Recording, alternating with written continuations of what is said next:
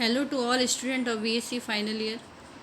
कल हम nitrogen fixation शुरू किया था हमने, और नाइट्रोजन फिक्सेशन के बाद हमने जो नॉन बायोलॉजिकल नाइट्रोजन फिक्सेशन था उसके बारे में कल हमने पढ़ा। नाइट्रोजन की क्या रिक्वायरमेंट है, कौन से जैविक अणु हैं जिसमें नाइट्रोजन की आवश्यकता पड़ती है और उसको किस तरह से हम यूज़ करते हैं, ये सब हमने कल वीडियो में पढ़ा था। आज जो हम पढ़ रहे हैं प्रोसेस पढ़ रहे हैं बायोलॉजिकल नाइट्रोजन फिक्सेशन की, और मैक्सिमम जो नाइट्रोजन फिक्सेशन है 80% के अराउंड वो बायोलॉजिकल होता है। बायोलॉजिकल का मतलब कोई सजीव इस नाइट्रोजन फिक्सेशन को प्रोसेस करता है।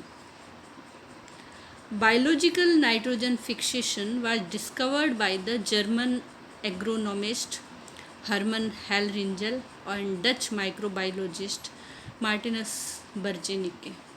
ओके, तो आप इन बर्जेनिके का जो ये नाम याद रखें, और एक आधा नाम थोड़ा सा इस तरह से याद। कभी ये पूछा नहीं जाता है कि नाइट्रोजन फिक्सेशन किसने डिस्कवर किया। हाँ, कभी ऐसा होता है कि ऑप्शनल में आ जाता है ABCD में, तो उस वक्त थोड़ा सा आपको ये जो नाम है थोड़े से एक बार इस तरह से याद करने चाहिए कि देखने से याद आ जाए। Biological nitrogen fixation occurs when atmosphere nitrogen जो है converted to ammonia by an enzyme called nitrogenase. ठीक है, इसका क्या अर्थ है कि नाइट्रोजन फिक्सेशन किसे कहते हैं कि जो N2 है एटमॉस्फेरिक, जब उसको NH3 में कन्वर्ट किया जाता है और इस प्रोसेस में जो एंजाइम काम आता है उसको हम कहते हैं नाइट्रोजिनेस। और बायोलॉजिकल नाइट्रोजन फिक्सेशन की जो एक समरी की तरह जो एक रिएक्शन है, वैसे तो काफ़ी लंबी चौड़ी प्रोसेस है, बहुत सारे स्टेप्स होते हैं इसमें, लेकिन एक बार जब जो रिएक्शन है उसमें नाइट्रोजन एटमॉस्फेरिक, उसमें 16 ATP काम आते हैं। 4 इसको अपचयित करना है तो 8 हाइड्रोजन के अणु और 8 इलेक्ट्रॉन्स, और उसके बाद जो बनता है उसमें 2 हमें अमोनिया के अणु मिलते हैं, 16 ADP H2 मॉलिक्यूल्स और 16 फॉस्फेट ग्रुप जो ADP से अलग होते हैं। ये सारी जो रिएक्शन है वो एक समरी की तरह रिएक्शन है, एक एज ए समरी है। इसकी जो प्रोसेस है वो काफ़ी स्टेप्स में डिवाइड है, अलग अलग, जैसे सिम्बायोटिक एसिम्बायोटिक सब में अलग अलग टाइप की। ठीक है, तो जो नेक्स्ट स्लाइड है, nitrogen fixation is mostly accomplished by the microorganism called diazotrops और नाइट्रोजन फिक्सर। ओके, तो जो नाइट्रोजन फिक्सर होते हैं या माइक्रो ऑर्गेनिज्म होते हैं, सूक्ष्म जीव, उनको डायजोट्रॉप्स कहते हैं। They include some species of bacteria, fungi, blue green algae and lichen. अभी तक हमने अगर कहीं पढ़ा है तो हमने ज़्यादातर क्या देखा है कि बैक्टीरियाज हैं। ओके, जो हम लेग्यूम्स में पढ़ते हैं, ब्लू ग्रीन एल्गी हैं, क्या कहते हैं उसको, नॉस्टॉक और एनाबिना। इसके साथ साथ कुछ फंजाई हैं, वो भी नाइट्रोजन फिक्सेशन का काम करते हैं। लाइकेन्स हैं, वो भी नाइट्रोजन फिक्सेशन का काम करते हैं। तो ये सारे जो हैं माइक्रो ऑर्गेनिज्म हैं ज़्यादातर, और 2 प्रकार का जो जैविक नाइट्रोजन फिक्सेशन है वो 2 प्रकार का है, सहजीवी और असहजीवी। कुछ नाइट्रोजन फिक्सर जो हैं, जो भी हैं आपके फंजाई और ये जो ऊपर लिखे हुए हैं, ये कुछ तो सहजीवी हैं, किसी के साथ फ्रीली, ठीक है, किसी के साथ, किसी सजीव के साथ रहकर नाइट्रोजन फिक्सेशन का काम करते हैं। और कुछ जो माइक्रो ऑर्गेनिज्म हैं, कुछ बैक्टीरिया ऐसे हैं जो असहजीवी हैं, फ्रीली नाइट्रोजन फिक्सेशन का कार्य करते हैं। जो नेक्स्ट है आपके नॉन सिम्बायोटिक नाइट्रोजन फिक्सेशन है।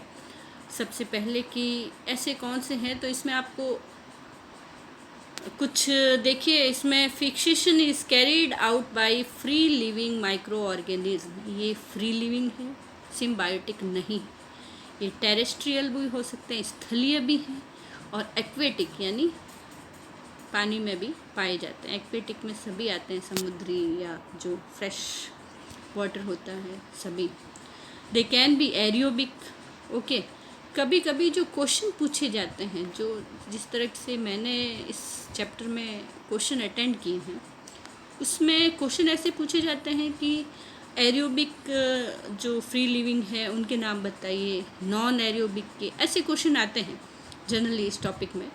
तो थोड़े से ध्यान रखें कि जो वायवीय हैं और अवायवीय हैं, ठीक है, और ब्लू ग्रीन एल्गी हैं, 3 टाइप की इसकी कैटेगरी है। तो आप हल्का फुल्का उसको ध्यान में रखें, याद रखें, एजेटोबैक्टर और वर्जेनिकिया।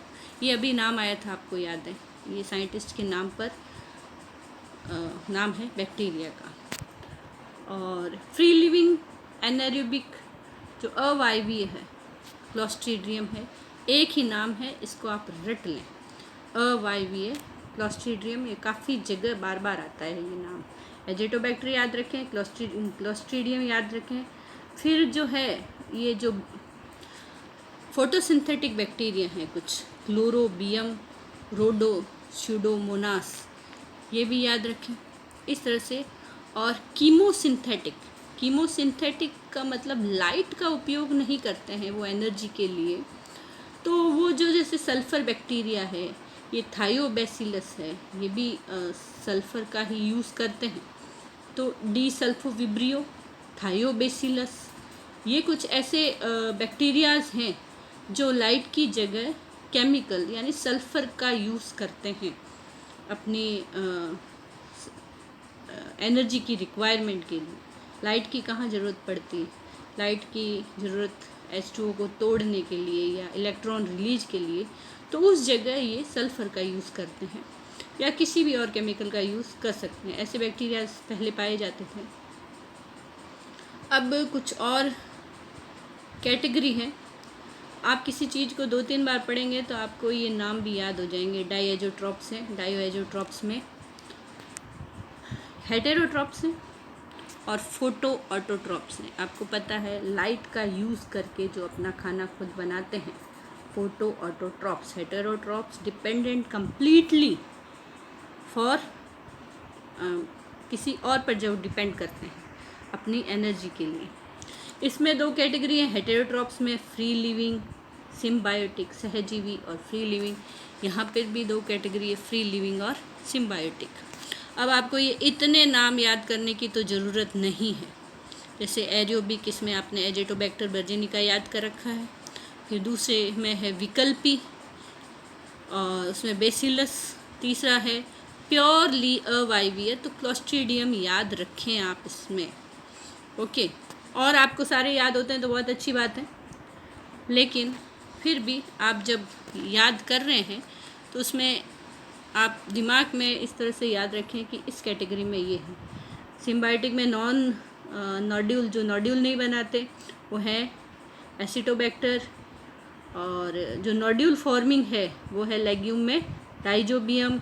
नॉन लेग्यूम में ये एक नाम याद रखें, आजकल बड़ा चलता है ये, फ्रैंकिया। ओके, फ्रैंकिया भी एक क्या कहते हैं उसको, बैक्टीरिया है जो नॉन लेग्यूम, मतलब जो लेग्यूम्स नहीं है, जो लेग्यूमिनेसी फैमिली पर राइजोबियम सहजीवी के रूप में पाया जाता है। और यहाँ है कि इस लेग्यूमिनेसी को छोड़कर बाकियों के साथ जो नॉड्यूल बनाते हैं जिनकी जड़ों के साथ, उसका नाम है फ्रैंकिया। फ्रैंकिया याद रखें आप, काफ़ी बार इसका क्वेश्चन आता है। फोटो ऑटोट्रॉप्स जो हैं फ्री लिविंग है, सिम्बायोटिक है। इसके अंदर साइनोबैक्टीरियाज हैं। आप जानते हैं साइनोबैक्टीरिया में आपको खूब सारे नाम याद आते हैं, अब तक याद आ जाने चाहिए आपको। एनाबिना है, नॉस्टॉक है, ग्लियोकाप्शा है, ये बहुत सारे हैं। उसके बाद दूसरे बैक्टीरिया हैं जैसे क्लोरोबियम है, क्रोमेटियम है, रोडोस्पाइरुलम है।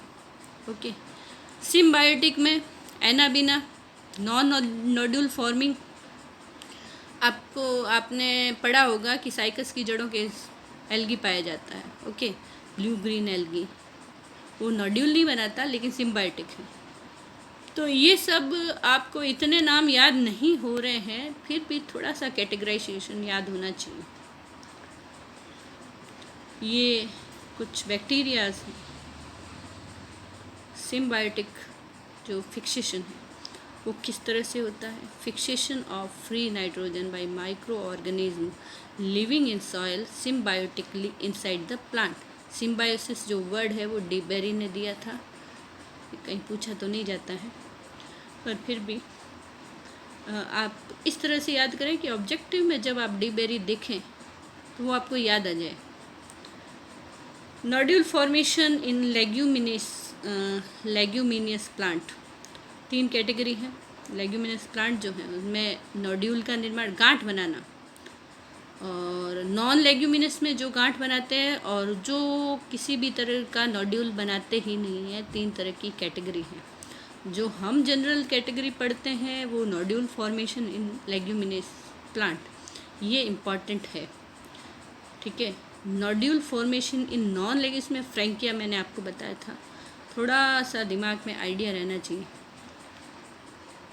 नोड्यूल फॉर्मेशन जो हमारा इम्पॉर्टेंट है, तो काफ़ी बार पढ़ भी रखा है हमने, 12th क्लास में पढ़ा है इसको, नोड्यूल कैसे बनता है, क्या होता है। थोड़ा सा उसको और डिस्क्रिप्टिव थोड़ा सा बड़ा लिखे हैं इसमें। Root nodules formed due to infection of rhizobium. आपको पता है कि जो दाल वर्ग है, लेग्यूमिनेसी फैमिली है, उसकी जो जड़ें हैं उनमें गांठें सी पाई जाती है और उसमें एक परमानेंट सहजीवी पाया जाता है बैक्टीरिया, उसका नाम है राइजोबियम। ये फ्री लिविंग बैक्टीरिया है, growing near the root of legume, are unable to fix nitrogen in free condition. जब फ्री होता है तो इसमें ये पावर नहीं होती कि वो नाइट्रोजन फिक्सेशन, जब वो प्लांट के अंदर सहजीवी के रूप में पाया जाता है तभी उसमें ये कैपेबिलिटी होती है। Root of legume secrete some growth factors that help in fast multiplication of bacteria। तो लेग्यूम्स में कुछ ऐसे केमिकल्स पाए जाते हैं जो इस बैक्टीरिया को मल्टीप्लाई करते हैं, गुणन में हेल्प करते हैं। Pisum sativum secrete homoserine and also carbohydrate containing protein lectins over their surface। Okay, तो ये लेक्टिन्स आप याद रखें। इसमें जो केमिकल पाइसियम जो मटर है, ये क्या करता है, इनकी जड़ों से लेक्टिन एक कार्बोहाइड्रेट है जो अट्रैक्ट करता है सारे बैक्टीरियाज को। ये जो राइजोबियम है नोड्यूल फॉर्मेशन के लिए, इतना ध्यान रखें आप। अब नोड्यूल प्रोसेस कैसे होती है, तो हमेशा ऐसे क्वेश्चन स्टेप्स में याद करें और स्टेप्स में ही लिखें। कैसे? Chemical recognisation of root and rhizobium. ये केमिकल आप जैसे लेक्टिन निकाला रूट ने, तो राइजोबियम ने वो आसपास से एब्जॉर्ब किया। रूट हेयर कर्ल्स, रूट जो हेयर हैं वो यहाँ पे देखिए आप कर्ल होना शुरू हो जाते हैं, ये जो सॉइल पार्टिकल हैं इस तरह से। फॉर्मेशन ऑफ इन्फेक्शन थ्रेड, एक इन्फेक्शन थ्रेड बन जाता है जिसके अंदर प्रवेश कर जाते हैं बैक्टीरिया। और invasion of roots by bacteria, अब ये रूट हेयर्स के थ्रू ये पहुंचते हैं कॉर्टेक्स में, प्लांट के कॉर्टेक्स में पहुंचते हैं। नोड्यूल टिश्यू फॉर्म, अब गांठ सी बनना शुरू हो जाती है, गांठें, जिसमें पूरी तरह से बैक्टीरिया पाया जाता है। अभी ये जो बैक्टीरिया हैं वो एक नई फॉर्म में आ जाते हैं जिनको कहते हैं बैक्टीरोइड्स, ये इम्पॉर्टेंट है। और अब वो नाइट्रोजिनेज जो एंजाइम है उसकी सहायता से नाइट्रोजन फिक्सेशन करना शुरू करते हैं। लेग्यूम जो है वो कार्बन प्रोवाइड करता है और राइजोबियम जो है वो लेग्यूम को जो प्रोटीन है या जो अमोनिया ये फिक्स कर रहा है एक दूसरे को देते हैं। तो पॉजिटिवली सिम्बायोटिक है ये। ये देखिए, डायग्राम से समझाने की कोशिश कीजिए हमेशा। रूट हेयर्स है, आप देखिए इसमें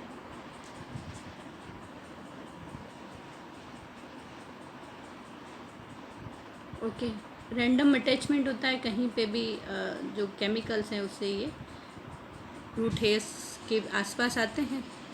और कुछ रिसेप्टर्स से बताए हैं इसमें एनलार्ज करके, ये देखिए एनलार्ज करके राइजोबिया जो है एक जीवाणु है, और ये रूट हेयर्स है, उसकी सेल वॉल है। कुछ ऐसे रिसेप्टर होते हैं, केमिकल दोनों का इंटरेक्शन होता है, लेक्टिन्स के बारे में बताया मैंने आपको, और उससे ये एक इनके साथ बॉन्डिंग बनाते हैं।